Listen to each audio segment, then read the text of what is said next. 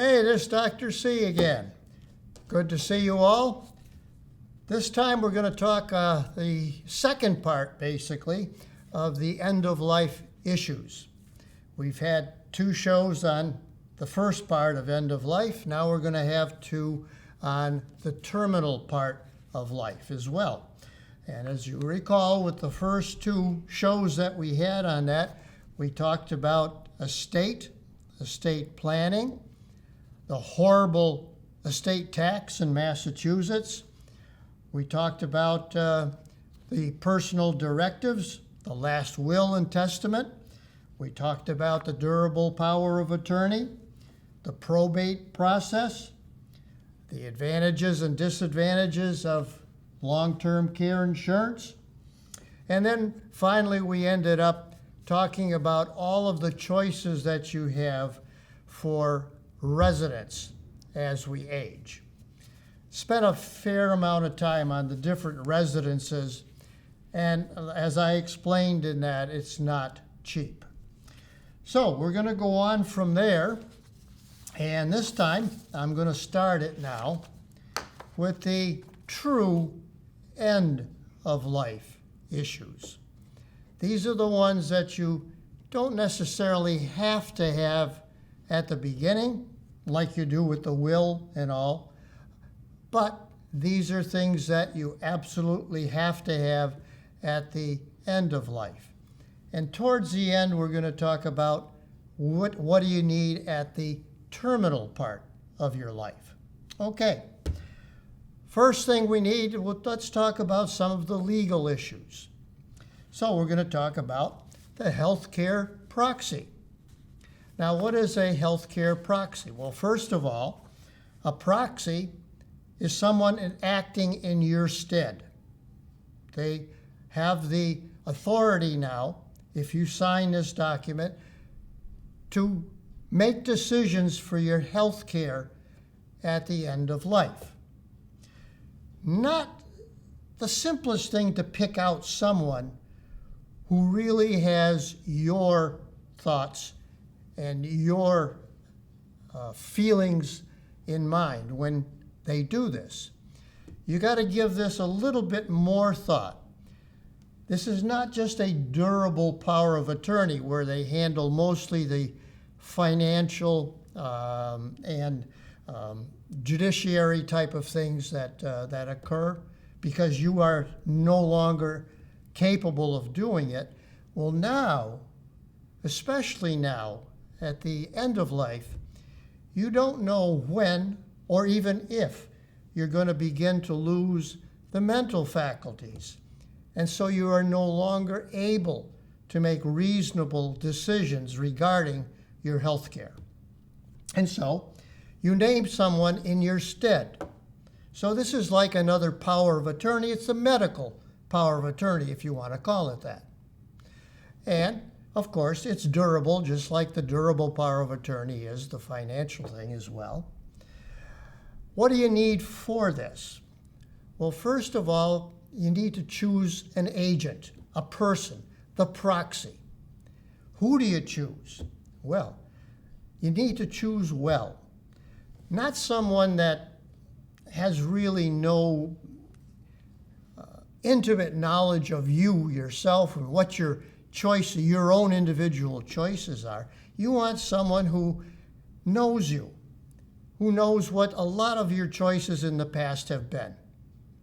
And so you pick someone who you feel has you at heart. Now, just because you pick them, the next step, you've got to talk to them. You've got to sit down and talk about all these serious things that can happen at the end of life, where you no longer will make the medical decisions. They will make them for you. You want them to make them in correspondence with what you feel you want to do. Do they have to? No, they don't. But you need to have that conversation with them and to get their approval to be your agent, your healthcare proxy. So you need to pick the correct agent. Again, I'll keep referring to my own, which I think is helpful for people. I named my oldest daughter, who I think has more empathy and has more feeling for some of the things that I've done over my life and knows exactly my feelings about end of life. So I picked her. You can have an alternate as well, and I did have an alternate. I had one of my sons as an alternate, healthcare proxy. So in case the first one is unavailable for whatever reason, you have an alternate, and they can go to them as well. Now, as soon as you do pick that healthcare proxy, you need to fill out the little form. You can download this form. And incidentally, all these forms come online. Make sure you get the Massachusetts version. Massachusetts has always, always, always tried to stand out from all of the other states. They don't like it when somebody else has already done this. They want to have their own little niche. It's always been that way. Massachusetts has always been a renegade, even back before we had the colonies and all. Massachusetts stood out. So we have our own Massachusetts healthcare proxy form. It's not long. It basically just names the healthcare agent at first, the alternate healthcare agent. You sign it, and you need 2 witnesses. Now, this does not have to be notarized because it's not a legal document like your will, for example. But it is binding document. Okay, so you need to have those. And what else do you need on that? Basically, that is all you need. As soon as you sign that, you need to have then the person who your proxy is, and the alternate, they need to then get a medical records release form. In other words, they need to have all of the things for them. They need this material in order to make a reasonable decision on your health care. So you get that medical records release form, get their name listed so that they can access your medical records. Okay. Very good. That is the healthcare proxy. What other document do you need? Well, you need to have an advance directive. Do you have to have an advance directive? No. Should you? Yes. If you want your thoughts put in writing and conveyed, not just to the healthcare proxy, but to your doctor, to the healthcare system, you need to have an advance directive. Now, some states will allow you to have, rather than advance directive, they will let you have a living will, which is the same thing, basically, a living will. A living will is not approved in Massachusetts, so we have an advance directive. It's a guidance. It's a statement that tells everyone what your feelings are about all the different things that can happen to you as you age. Now, what are the different things that you might have in that personal or advanced directive? Well, with the advanced directive, you need to know about all of the different things that can happen to you. That doesn't mean they will, but the things that can happen. And you need to go over these things not only with your healthcare proxy, but also have it down in writing as well, so that the healthcare proxy can always refer to that. And remember, you give a copy of this to your healthcare proxy and to your physician, your primary care physician as well. So, what are the types of things you have in there in a a directive, an advance directive? Well, first of all, your personal preference, your thoughts, your beliefs. What happens if you have a terminal cancer and you're at the end of life? What are your thoughts on that? Do you want to be resuscitated, in other words? Now, what do we mean by that? Do you want people to do CPR, cardiopulmonary resuscitation? Well, in order for you to make a decision on that, you got to know exactly what that means. Should they beat on your chest? In other words, should you have a massage of the chest to massage the heart? If they have to, can they put a tube into your windpipe and breathe for you artificially? Should they start an intravenous line so that they can have access and give you medications? All these things are included in that resuscitation. There are complications of CPR. If you don't know how to do it perfectly well, you can get broken ribs, punctured lung, bruises in your heart. All these things can happen if it's not totally properly done. And even if it is properly done, as we age, all of those joints in the ribs and all, they solidify. They're not flexible like they were when you were younger. And so you can crack ribs very easily with CPR. Those are complications of it. You need to know those things ahead of time. So, should you have CPR? And all the things that are associated with CPR, not just the resuscitation where they're pounding on your chest, but should they be able to put a tube into your windpipe and breathe for you as well? Should they transport you to the hospital or let you die a natural death at home or out in the field, wherever they are? So these are things, first of all, your personal preferences and your preferences for life-sustaining treatment.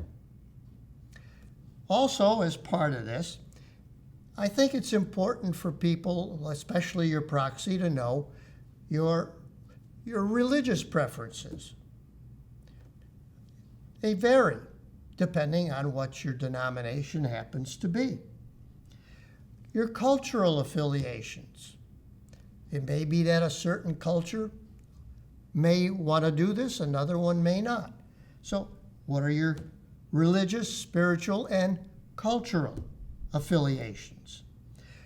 What are your funeral arrangements? Who is your what they used to call the undertaker, the funeral director now? And then, of course, this needs to be signed, not only by you, not only by a witness, but also it's always good to have a physician or a nurse practitioner now or a PA in this state. All of them can sign that document. Again, it's not a legal document. It is just giving directions as to what you would prefer.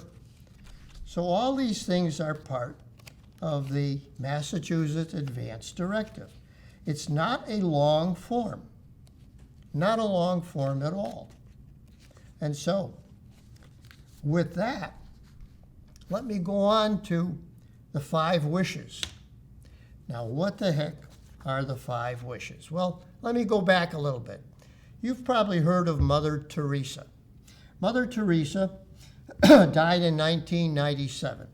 For many years, she worked in Calcutta, India, where she was taking care of a lot of the death, a lot of the pre-death, the dying patients, the lepers. She was part and founded the Sisters of Charity in Calcutta. She, as a matter of fact, received the Nobel Peace Prize as a result of her wonderful work. In fact, right now, they call her Saint Teresa of Calcutta. And her famous quote is that if you judge people, you have no time to love them. So don't always judge people, because your judgment may not necessarily be correct. But at any rate, to go on, in the United States, there was a fellow by the name of Jim Towey. Jim worked for a year with Mother Teresa's organization in the United States. And so he saw a lot of the things that she was doing. He absolutely loved it. And he thought that Mother Teresa's idea of the 5 wishes was absolutely imperative. He thought this was a wonderful thing for end of life. And so he then went on, and he lived in Florida. And he had Florida adopt the 5 wishes as a substitute for the advance directive. So what are the 5 wishes? Well, let me go into that. Wish number 1, the person I want to make healthcare decisions for me when I can't. Well, obviously, that's the healthcare proxy, right? Number 2, what kind of medical treatment I want or don't want. This is, do you want the CPR? Do you want to be intubated? Do you want an intravenous line? All these things that are part of CPR and advanced cardiac life support. Wish number 3, how comfortable do I want to be? It may be that you don't want CPR. It may be that you don't want to go to the hospital, but you want to be comfortable. You don't want to be in chronic, constant pain. And so we call that comfort care. Adequate medication to keep you out of severe pain. Okay. Number 4, how I want people to treat me. Well, what the heck? What does that mean? How do I want people to treat me? A lot of personal matters. Some people think, well, they need to get out of this house. They need to go to a nursing home. They need to spend that last period of time in a hospital. In other words, your own personal desires.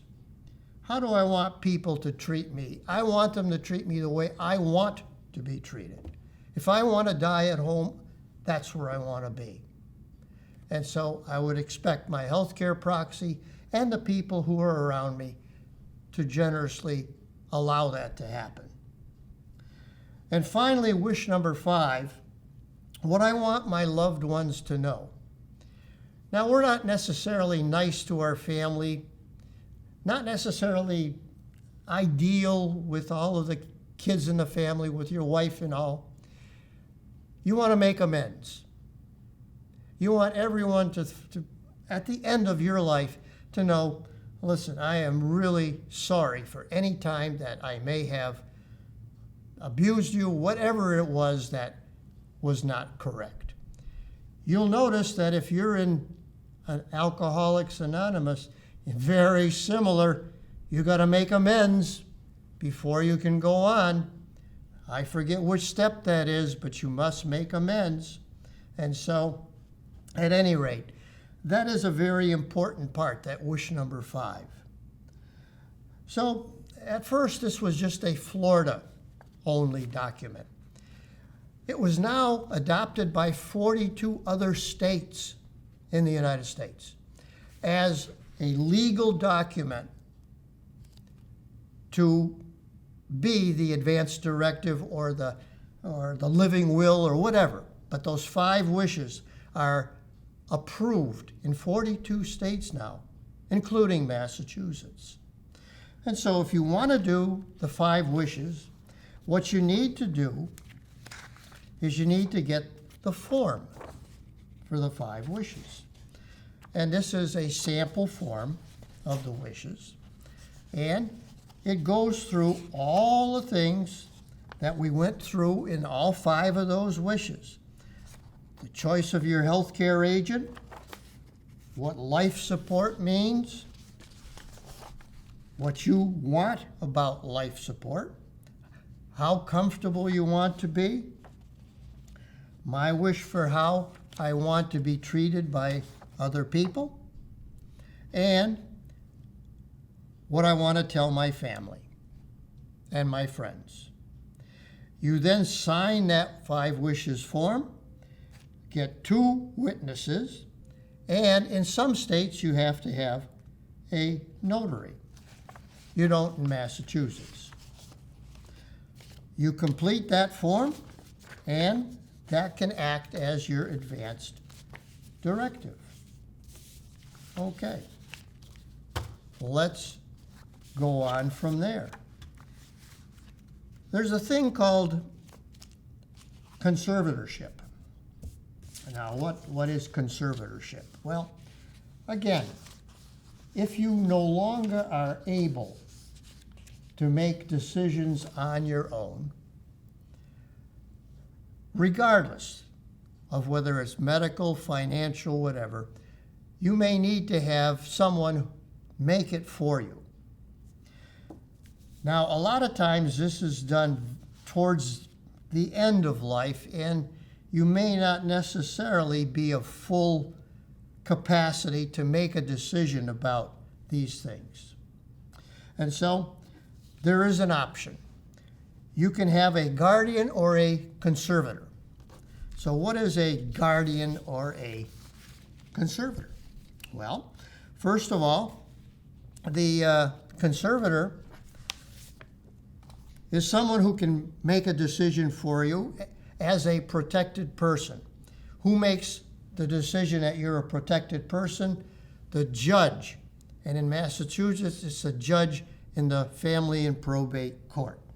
So, first of all, this is a judge who makes this decision. So you have to have an application to become a conservator for, say, Harvey Claremont.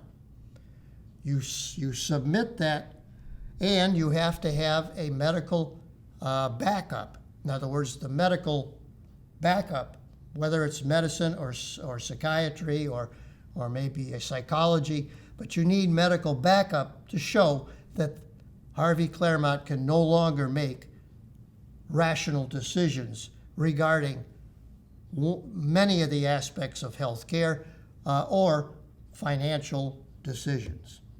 So then the judge makes a decision on whether the person that you select as conservator is qualified to be a conservator, both intellectually and emotionally. Then that petition that's filed, they'll make a decision on it. And if you are appointed a conservator, the conservator generally is a person who is making decisions for the person themselves. Usually, it can be complete, guardian and conservator, complete. The guardianship is usually for younger people, and you make decisions, personal decisions, like where should you live and things like that, personal things. Whereas the conservator usually deals with the legal issues, the financial issues, the medical issues. So you make that type of conservatorship. Like I said, some places you can be both, guardian and conservator. Unfortunately, number one, it takes up time. Number two, it costs. Number three, the time element itself. You may not have a lot of time to be a conservator and to act on it. It may take months. So, at any rate, you've got to decide on these things rather early, unfortunately. So, that's a little bit about conservatorship, just so at least you know a little bit about it. Okay. Now, let's talk for a moment about Massachusetts in general. Massachusetts, over the course of many years now, but specifically over the last 10 or so years, has had what they now call an End-of-Life Options Act. Now, this began, like I said, a while back. At first they called it, well, assisted suicide. Oh, suicide's a bad word, so that didn't get very far in the committee. In fact, I think it only made it to one committee. So they took that suicide name out, and they then called it a right to die. Well, that got a little bit better, the right to die, but didn't get, again, great support. So then legislators said, well, let's call it now death with dignity. Oh, that sounds a lot better, death with dignity. And so for a few years, they put that bill up, both in the House and in the Senate. It got a little more support, but again, did not pass. So now they call it End of Life Options Act. Unfortunately, every year that this comes up, it's a new bill, it's a new number. In the Senate, it's Senate 801. In the House, it's House number 1456. And that is now up in committee. The representative, the House representative in Massachusetts, who was really the major proponent of this right to die thing, he has now retired, and so now someone else has picked up the ball and is presenting this at the committee level. Will it pass? I don't know. It does have every year more and more support. And so, in fact, one of our local senators, Massachusetts senators, she is a big supporter. She's a big supporter all of not only end-of-life issues, but a big supporter of abortion as well, even up to third trimester abortions.